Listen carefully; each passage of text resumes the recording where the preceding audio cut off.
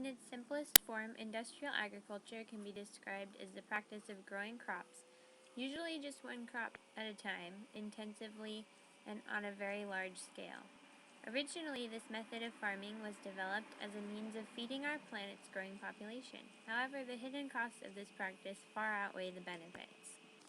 Sustainability is about finding a balance between promoting healthy ecosystems, human well being, and practical economies so that our systems have the endurance to conserve conditions necessary for future human societies to be prosperous. The IPAT formula explains the relationship between human activities and the environment.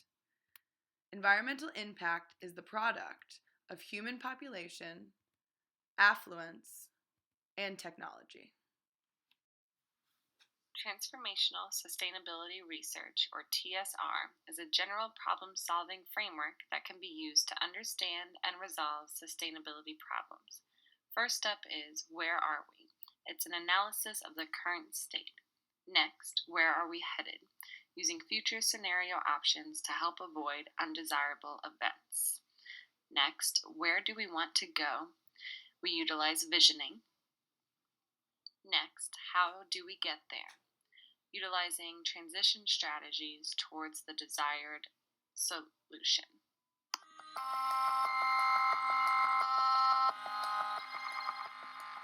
Actions and technologies that have allowed us to get to this point have been changes in technology, machinery, and in chemicals to make large-scale farming possible, large animal production, policies that regulate and protect big farms, unsustainable practices, the use of chemical fertilizers.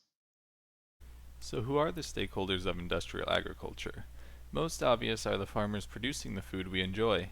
There's also industry suppliers who provide seeds, fertilizers, equipment, and machinery.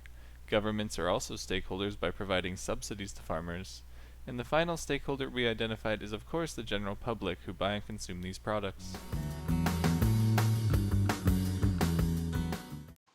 Hi, I'm here to talk about how industrial agriculture affects the biogeochemical cycles. The first one we connect with industrial agriculture is water, or hydraulic cycle, which is the movement of water through the atmosphere. The majority of water on Earth is undrinkable salt water, with its fresh water underground replenished through infiltration through the water cycle. Water rises into the air through evaporation and transpiration from plants. Plants have tiny pores where water exits. Water then collects in the atmosphere and forms clouds. Then it encounters cool air and turns to condensation in the form of rain or snow as it falls back down to the surface of the earth. Then it will either run off downhill or soak into the soil to collect underground into the groundwater supply. Then we drill for irrigation and groundwater. The groundwater supply will be restocked, but in some locations at a smaller pace than we are pumping it out. Because of deforestation and monocultures, there's a lack of vegetation and roots to grab and soak up the water. It will run off faster and take more soil with it, which causes erosion. It also brings the chemicals and fertilizers as it runs off with the rain into lakes, streams, and oceans. These chemicals negatively affect the ecosystem, causing eutrophication and dead zones. We can relate industrial agriculture to the nitrogen, phosphorus, carbon, and photosynthesis cycles.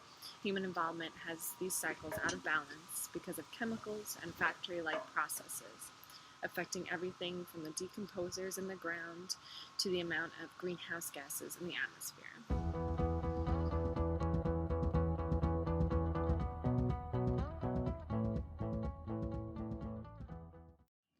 The next area we'll explore are the direct and indirect drivers of industrial agriculture, as well as some key indicators. The first direct driver we identified is demand for food, which is influenced by human consumption, livestock feed, how the food is marketed, and its affordability. Next, we realize that farmers are driven by maximizing their crop yield. This not only is a part of their business strategy, but is supported by fertilizers, irrigation systems, and the nutrients available in the soils. The third direct driver we researched is the available technology. The specialized agricultural machinery and price of fuel can make farming much more profitable, as well as the use of synthetic fertilizers and GMOs. Finally, we found the politics of industrial agriculture to be a direct driver. Not only business policy, but also domestic policy and international relations influenced the system. We also discovered the lack of government policy and accountability was encouraging industrial agriculture. Next, we looked at the indicators of industrial agriculture. One environmental indicator we looked at was the availability of fresh water, which is decreasing, and we found that we've already withdrawn 40% of the supply. Another environmental indicator is deforestation, which continues to increase at a rate of 7.3 million hectares per year. The final environmental indicator we researched is the fossil fuel reserves, and we found that they are decreasing. We found that at least 1,500 liters of petroleum products are used yearly to produce, process, distribute, and prepare food in the U.S. We also looked at the social indicator of population, which we all know continues to increase, and we already have over 7 billion mouths to feed. Finally, we researched the economic indicator of the price of food compared to the food supply. We found that there has been a 39% increase in food prices over the past few decades. Looking at the drivers and indicators of industrial agriculture really lay out how massive an issue it has become and why it truly is a wicked problem.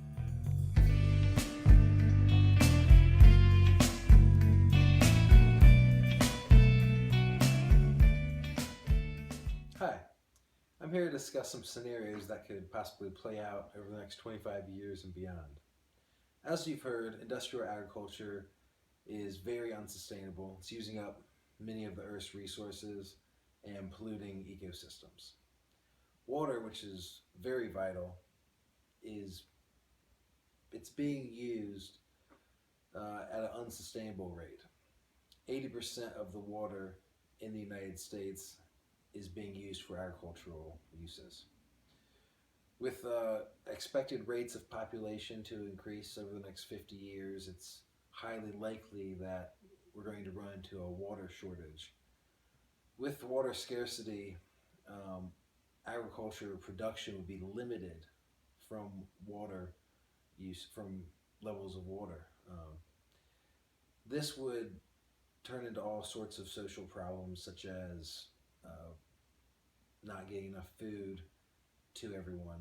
The price of food would be more expensive, and this would break down our society, how it works. Chaos would break out, and it would be a very ugly situation.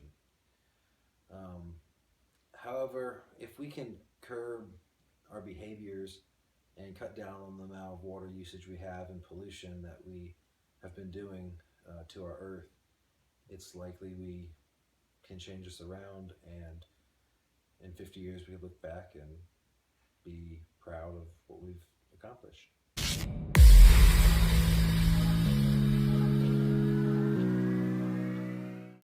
Looking ahead at the next 25 years, we want to reduce the amount of industrial-sized farms and increase the number of mid-sized local farms engaging in sustainable farming practices. One big goal is to lower CO2 emissions caused by agriculture by 25% in 25 years. These goals can definitely be attained if we develop, maintain, and strengthen programs that offer financial assistance, training, and business assistance to new and transitioning farmers.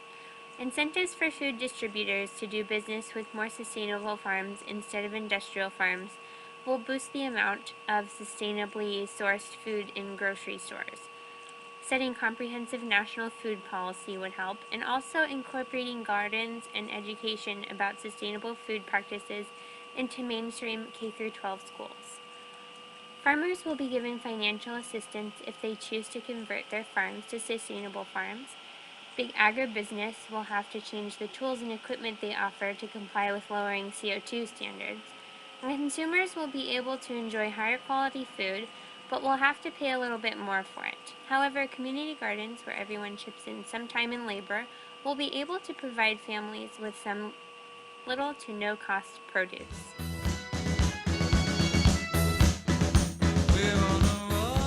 The indicator we'll be using in order to track the progress towards a more sustainable future in agriculture. Because of the practices, we have lost 93% of species of plants, vegetables, and fruits.